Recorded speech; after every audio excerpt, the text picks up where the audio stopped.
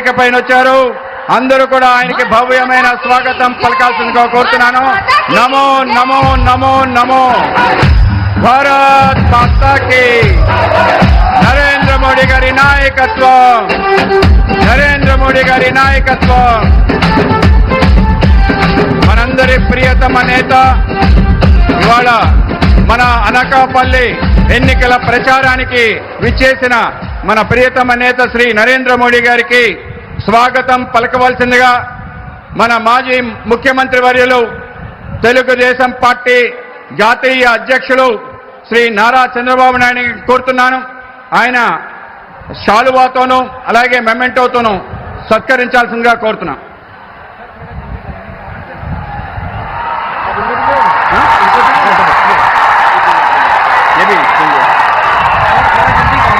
भारत माता की जय, भारत माता की जय। साथियों, 13 मई को आपका वोट देश और आंध्र प्रदेश का भविष्य तय करेगा। अनकापल्ली से NDA candidate Shri CM Ramesh,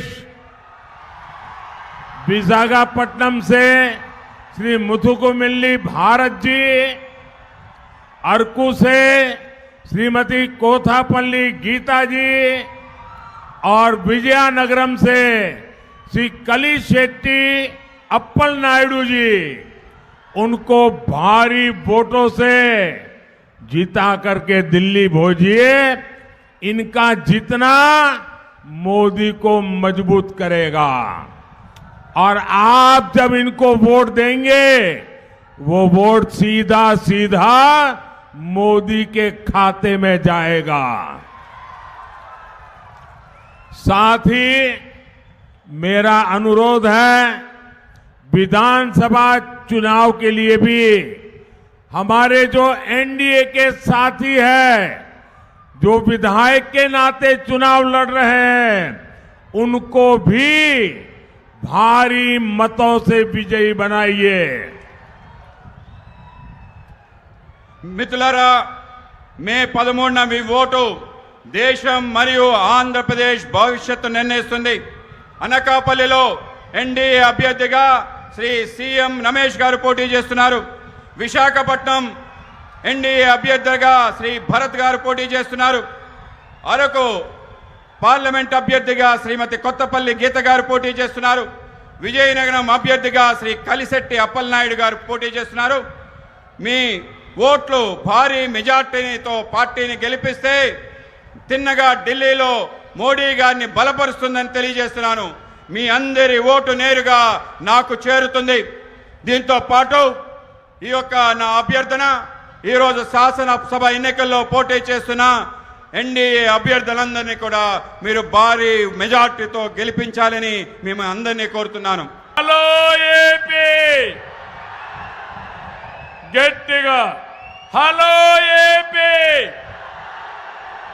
hello AP, hello AP. ఇప్పుడు ఇక్కడ సీఎం రమేష్ కు ఒక చరిత్ర ఉంది. 12 సంవత్సరాలు రాజ్యసభ మెంబర్గా పనిచేశాడు.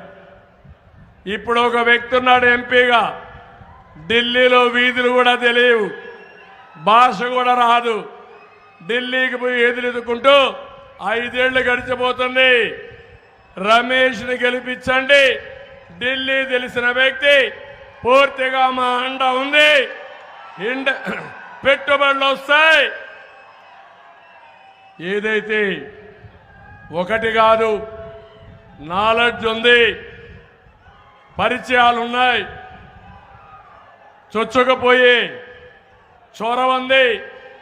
ఇవన్నీ పెట్టుకొని మీకేదైనా సమస్య వస్తే నేరుగా నరేంద్ర మోడీ గారి దగ్గరికి వెళ్ళి మీ సమస్య పరిష్కారం చేసే చొరవ ఉండే నాయకుడు. ఏం తమ్ముళ్ళు, సిద్ధమా మీరు? గెలుస్తాడు.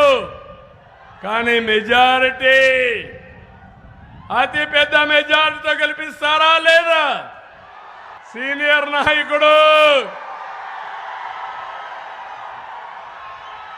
ఉత్తరాంధ్రకు సేవ చేసిన వ్యక్తి. నేను భయపడ్డా ఎక్కడన్నా రిటైర్ అయిపోతున్నాడేమో అని. సరైన సమయంలో సరైన నిర్ణయం, ఆ నిర్ణయం జనసేనలో చేరడం. స్థానిక ఎమ్మెల్యే అభ్యర్థి, అనకాపల్లి అభ్యర్థి, గ్లాసు గుర్తు కూటమి అభ్యర్థి. ఏం తమ్ముళ్ళు సిద్ధమా? ఆయన గెలిపించకపోతే ఎవరిని గెలిపిస్తారని అడుగుతున్నా. సీజన్డ్ పాలిటీషియన్ కూడా సమయస్ఫూర్తి ఉంటుంది, ఎక్కడ ఎక్కువ మాట్లాడడు, ఒక పెద్ద మనిషి. అలాంటి వ్యక్తిని గెలిపించాల్సిందిగా మనస్ఫూర్తి కోరుతున్నా. 3 పార్టీల్లో కూడా ఉద్దండులు కొంతమందికి సీట్లు రాలేదు, కష్టపడిన వాళ్ళకు కొన్ని సీట్లు రాలేదు. ఆ 3 పార్టీల్లో ఉండే నాయకులకు ఒకటే చెప్తున్నా, మేము ఉంటాం. ఇక్కడైతే మీరు చూస్తే పర్ఫెక్ట్గా కూడా అందరూ అడ్జస్ట్ అయి చేస్తున్నారు. ఇప్పుడు సీనియర్ నాయకుడు దాడు వీరభద్రరావు కూడా పార్టీలో చేరి ఈ రాష్ట్రం కోసం పనిచేస్తున్నాడు.